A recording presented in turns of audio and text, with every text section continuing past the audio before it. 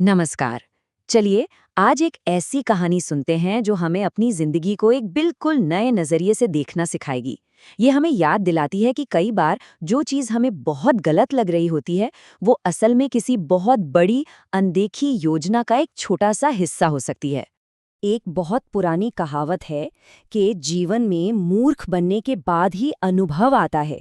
और ये जो एक लाइन है ना, यही उस कहानी का, उस किस्से का सार है जिसे हम आज समझने वाले हैं। तो कहानी की शुरुआत होती है मृत्यु के देवता यमराज के एक दूत से। उसे धरती पर एक बहुत जरूरी काम के लिए भेजा गया था।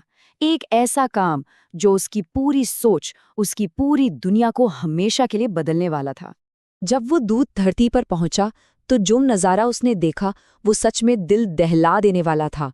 एक माँ थी जिसके पति की मौत हो चुकी थी और वो अपने 3 छोटे छोटे बच्चों की अकेली सहारे थी। बच्चे इतने मासूम, इतने बेबस थे और उनकी माँ ही उनकी पूरी दुनिया थी। तो दूत के मन में बस एक ही सवाल गूंज रहा था कि अगर माँ चली गई तो इन बच्चों की देखभाल कौन करेगा। उनकी बेबसी देखकर उसका दिल पिघल गया और बस इसी करुणा में बहकर उसने एक ऐसा फैसला ले लिया जो उसे बहुत भारी पड़ने वाला था।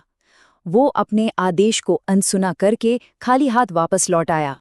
अब जाहिर है यमराज दूत के इस फैसले से बेहद नाराज हुए। उन्होंने कहा कि दूत ने जीवन और मृत्यु के जो प्राकृतिक नियम हैं उसमें दखलंदाजी की है और ये एक ऐसा गुनाह था जिसकी सजा तो मिलनी ही थी। लेकिन सजा भी बड़ी अनोखी थी। दूत को धरती पर भेज दिया गया और शर्त ये रखी गई कि वो देवलोक तब तक नहीं लौट सकता जब तक वो 3 बार अपनी ही बेवकूफ़ी पर, अपनी ही मूर्खता पर हंस ना ले। यही उसकी असली परीक्षा थी। अब धरती पर उस दूत को एक गरीब मोची मिला। वो मोची दिल का इतना अच्छा था कि उसने अपने बच्चों के लिए सर्दियों के कपड़े खरीदने के जो पैसे बचाए थे, उनसे उस अनजान दूत की मदद की। इतना ही नहीं, उसे अपने घर में रहने की जगह भी दी। और बस यहीं से उस दूत की असली यात्रा शुरू होती है। धरती पर रहते हुए उसे धीरे धीरे इंसान की छोटी सोच और ऊपर वाले की बड़ी योजना के बीच का फर्क समझ आने लगता है और उसकी वो 3 हंसी इसी समझ की 3 सीढ़ियां बन जाती हैं। उसकी पहली हंसी तब निकली जब मोची की पत्नी आज के छोटे से नुकसान पर अफसोस कर रही थी और वो दूत उनके आने वाले सुनहरे भविष्य को देख पा रहा था। वो दूसरी बार तब हंसा जब एक मरने वाले सम्राट के लिए शानदार जूतों की जगह उसने दफनाने वाली चप्पलें बना दी, क्योंकि उसे अंजाम पहले से पता था। और फिर आई उसकी तीसरी और सबसे अहम हंसी, जब उसने उन्हीं 3 लड़कियों को देखा जिनकी माँ पर उसने तरस खाया था। ये जो तीसरी हंसी थी ना, बस यही वो पल था जब दूत को असली ज्ञान मिला। पहेली के सारे बिखरे हुए टुकड़े अचानक एक साथ जुड़ गए और उसे पूरी की पूरी तस्वीर एकदम साफ नजर आने लगी। देखिए फर्क कितना बड़ा था।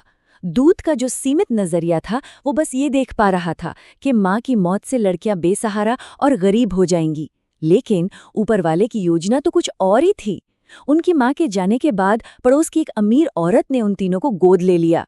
उनका पालन पोषण प्यार और अमीरी में हुआ और अब तो उनकी शादी भी बड़े अमीर घरों में हो रही थी। बस उसी पल दूत को अपनी सबसे बड़ी भूल का एहसास हुआ। उसे समझ आया कि जिसे वो दया और करुणा समझ रहा था वो असल में उसकी अधूरी और सीमित सोच थी। उसकी सजा पूरी हो गई क्योंकि आखिरकार उसने ईश्वर की इस बड़ी भव्य योजना को समझ लिया था।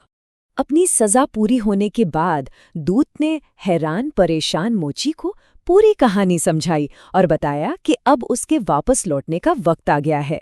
लेकिन जाने से पहले उसने इस पूरे किस्से की सबसे बड़ी सीख उसके साथ साझा की। तो इस कहानी से हम क्या सीख सकते हैं? देखिए, सबसे पहली बात तो ये कि चीज़ों को अच्छा या बुरा कहना बंद करें, क्योंकि हम कभी भी पूरी तस्वीर नहीं देख पाते। दूसरी बात, एक ऐसी प्रक्रिया पर भरोसा रखें जो हमारी समझ से कहीं ज्यादा बड़ी है। और आखिर में अपना जीवन विश्वास और कड़ी मेहनत के साथ जिएं। और अंत में एक सवाल पर सोचना तो बनता है, क्या ऐसा हो सकता है कि हमारी जिंदगी की सबसे बड़ी मुश्किलें जिन्हें हम कोसते हैं वो असल में किसी ऐसी बड़ी योजना का हिस्सा हों जिसे हम बस अभी देख नहीं पा रहे हैं? इस पर विचार जरूर कीजिएगा।